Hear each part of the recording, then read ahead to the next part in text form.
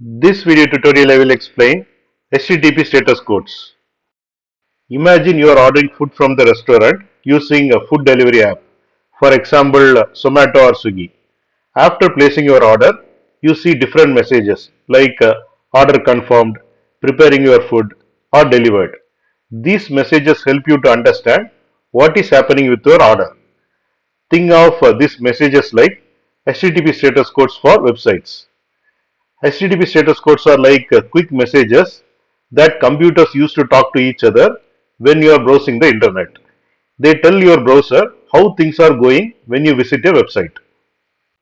HTTP status code 200 OK, which means it is thumbs up.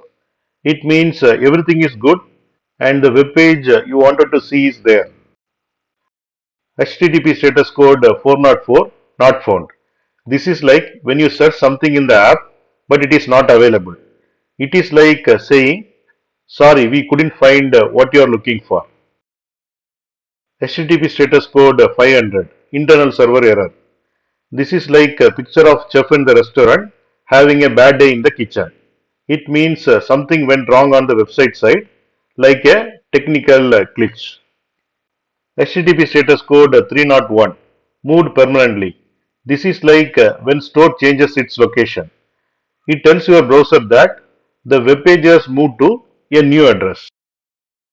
So just like food delivery messages help you to know what is happening with your order, HTTP status codes help computers and your browser to understand what is happening with websites, and they make sure everything runs smoothly on the internet.